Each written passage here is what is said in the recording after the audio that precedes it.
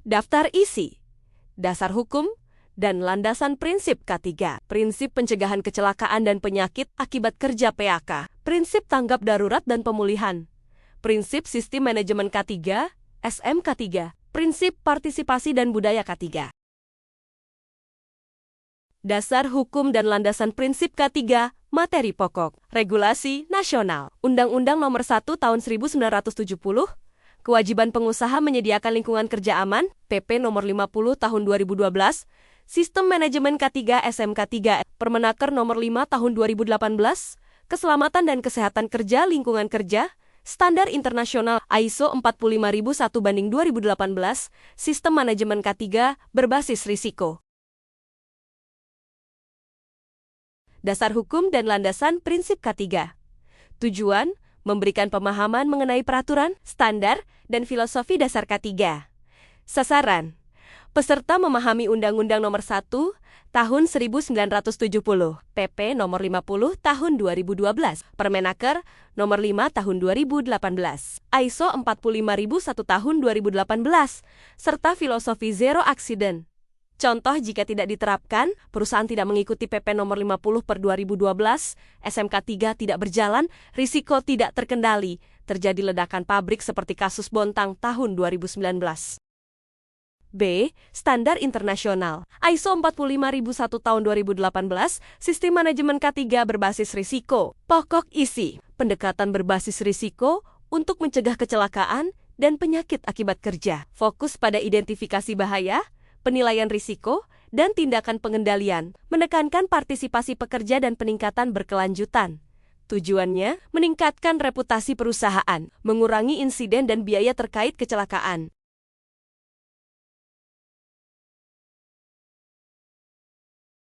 C. Filosofi Zero Accident. Makna, semua kecelakaan dapat dicegah jika risiko dapat diidentifikasi dan dikendalikan. Prinsip dasar, setiap kecelakaan memiliki penyebab yang dapat dihilangkan. Pencegahan memerlukan komitmen semua pihak. Keselamatan adalah tanggung jawab bersama. Pendekatan proaktif dalam mengenali bahaya sebelum terjadi insiden, mengutamakan pengendalian di sumber bahaya, eliminasi, substitusi, rekayasa administrasi APD. Contoh penerapan dan dampak jika tidak diterapkan. Contoh jika diterapkan, perusahaan menerapkan PP Nomor 50 Tahun 2012, SMK3 berjalan dengan baik. Bahaya diidentifikasi sejak awal, risiko dikendalikan, insiden kerja dapat dicegah, reputasi dan produktivitas meningkat. Contoh jika tidak diterapkan, kasus ledakan pabrik di Bontang 2019. Fakta, perusahaan tidak sepenuhnya menerapkan SMK3 sesuai PP Nomor 50 Tahun ke-2012. Dampak, identifikasi bahaya tidak dilakukan dengan benar. Risiko ledakan tidak terkendali. Terjadi ledakan besar, korban jiwa, kerugian materi besar, reputasi perusahaan rusak. Pelajaran, mengabaikan regulasi K3 membuka peluang besar terjadinya insiden yang fatal. Prinsip pencegahan kecelakaan dan penyakit akibat kerja PHK. Tujuan, menguraikan pencegahan bahaya melalui hierarki pengendalian. Sasaran, peserta mampu menerapkan eliminasi, substitusi, rekayasa teknis, administratif, APD, materi pokok, eliminasi, menghilangkan sumber bahaya, substitusi, mengganti bahan atau alat berbahaya dengan yang lebih aman, rekayasa teknis, pemasangan guard mesin, ventilasi, sensor gas, administratif, SOP, jadwal kerja bergilir, rotasi kerja, APD, helm, masker, pelindung telinga.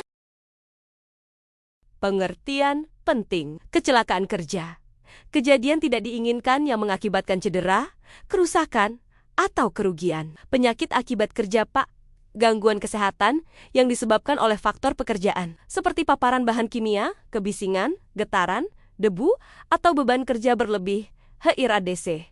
Proses sistematis untuk hazard identification, mengidentifikasi bahaya, risk assessment, menilai tingkat risiko, determining control, menentukan langkah pengendalian yang sesuai.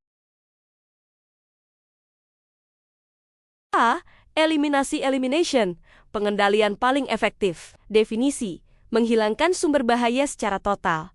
Contoh, menghapus proses kerja yang berisiko tinggi, mengganti pekerjaan manual berat dengan sistem otomatis.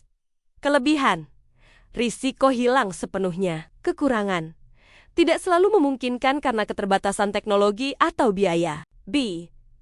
Substitusi. Substitution, definisi, mengganti bahan, peralatan, atau proses berbahaya dengan alternatif yang lebih aman. Contoh, mengganti pelarut kimia beracun dengan bahan ramah lingkungan, mengganti alat potong tanpa pelindung dengan alat berdesain aman. Kelebihan, mengurangi risiko secara signifikan. Kekurangan, alternatif aman harus tersedia dan sesuai fungsi. C. Rekayasa, teknis engineering controls, definisi, mengubah desain, tata letak, atau peralatan kerja untuk meminimalkan paparan bahaya. Contoh, ventilasi lokal untuk mengurangi paparan asap las. Pemasangan guard pada mesin bergerak, sistem sensor otomatis untuk mendeteksi kebocoran gas. Kelebihan, tidak bergantung pada perilaku pekerja. Kekurangan, butuh biaya instalasi dan perawatan. Contoh, jika tidak diterapkan, kecelakaan industri di Tangerang. Ledakan 2017. Ledakan di pabrik kembang api di Kosambi, Tangerang 26 Oktober tahun 2017, menyebabkan 49 orang tewas. Awalnya penyebabnya adalah percikan las yang menyambar bubuk mesiu. Investigasi menunjukkan bahwa izin industri tidak sesuai didaftarkan sebagai pabrik mainan, bukan kembang api. Jumlah pekerja melebihi izin dan tidak ada SOP keselamatan yang memadai. Contoh, jika tidak diterapkan, kematian pekerja di Batam karena kelalaian perusahaan. Di PT BBS, Batam, terjadi kecelakaan kerja yang menewaskan pekerja. Dewan K3 Kepri menyoroti bahwa tragedi ini diakibatkan kelalaian perusahaan dalam menerapkan K3. Padahal, sudah diatur oleh undang-undang.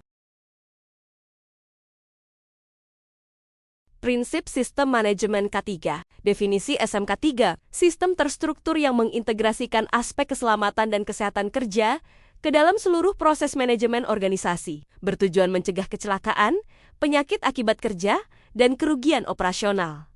Dasar hukum, Undang-Undang Nomor 1 Tahun 1970 tentang Keselamatan Kerja, PP Nomor 50 Tahun 2012 tentang penerapan SMK3. Standar internasional, ISO 45001/2018, Occupational Health and Safety Management Systems. Prinsip PDCA dalam K3. Prinsip PDCA dalam K3. Plan, perencanaan berbasis risiko dan peluang. Do, pelaksanaan program K3. Cek, monitoring, pengukuran, dan audit. Aket, perbaikan berkelanjutan continuous improvement. Tujuan pembelajaran, peserta memahami dan mampu menerapkan PDCA untuk memastikan K3 berjalan efektif dan berkelanjutan. Prinsip partisipasi dan budaya K3. Tujuan, membangun budaya keselamatan yang kuat dengan keterlibatan aktif seluruh pihak manajemen, pekerja, dan pihak terkait. Menumbuhkan rasa kepemilikan ownership terhadap keselamatan di tempat kerja. Mengurangi risiko kecelakaan dan penyakit akibat kerja melalui komunikasi yang efektif dan partisipatif. Sasaran, peserta, mendorong pelaporan kondisi tidak aman unsafe condition dan tindakan tidak aman unsafe act tanpa rasa takut akan sanksi nomor blame culture. Mengadakan pertukaran informasi dua arah antara manajemen dan pekerja secara rutin. Toolbox meeting briefing sebelum kerja, membahas pekerjaan hari itu, potensi bahaya, dan langkah pengendalian. Safety meeting bulanan, mengevaluasi pencapaian K3, membahas insiden dan rencana perbaikan. Mengoperasikan sistem pelaporan bahaya hazard report yang bisa anonim, memberi rasa aman pada pelapor. Terbuka, mendorong transparansi dan diskusi terbuka, menyediakan forum komunikasi dengan serikat pekerja atau perwakilan pekerja untuk isu keselamatan. Istilah penting, unsafe act, tindakan berisiko yang dilakukan pekerja, contoh, bekerja di ketinggian tanpa harness, membypass pengaman mesin. Unsafe condition, kondisi lingkungan kerja yang berbahaya, contoh, lantai licin, kabel terbuka, ventilasi buruk, strategi meningkatkan keterlibatan, sosialisasi dan edukasi K3 agar semua pihak memahami hak dan kewajiban terkait keselamatan. Sosialisasi dan edukasi K3 agar semua pihak memahami hak dan kewajiban terkait keselamatan, penerapan reward and recognition system, penghargaan bagi pelapor bahaya atau pekerja yang menunjukkan perilaku aman, penghapusan budaya takut melapor fear of reporting dengan kebijakan just culture, integrasi pelaporan K3 dengan sistem manajemen, hasil laporan menjadi dasar pengambilan keputusan manajemen, manfaat keterlibatan aktif. Mendeteksi bahaya lebih cepat sebelum terjadi insiden, meningkatkan kepatuhan terhadap SOP dan penggunaan APD, memperkuat kerjasama tim dan kepercayaan antara manajemen dan pekerja, menurunkan angka kecelakaan dan biaya kompensasi, mendorong terciptanya budaya keselamatan yang berkelanjutan sustainable safety culture.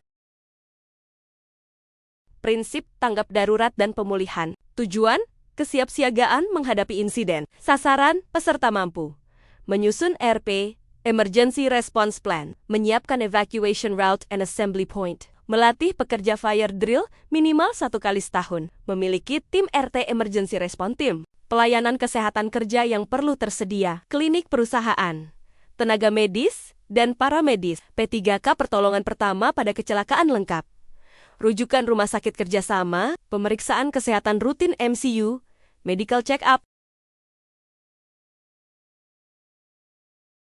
pelayanan kesehatan kerja yang wajib tersedia, klinik perusahaan, fasilitas kesehatan di lokasi kerja untuk penanganan awal, tenaga medis dan paramedis, dokter perusahaan, perawat, dan petugas P3K yang kompeten. P3K lengkap, kotak P3K, sesuai standar Permenaker nomor 15 tahun ke-2008, ditempatkan di area strategis dan mudah dijangkau. Kerjasama rujukan rumah sakit, perjanjian resmi dengan rumah sakit terdekat, untuk penanganan darurat, pemeriksaan kesehatan rutin MCU, medical check-up, pemeriksaan sebelum kerja pre-employment, berkala, dan khusus sesuai risiko kerja.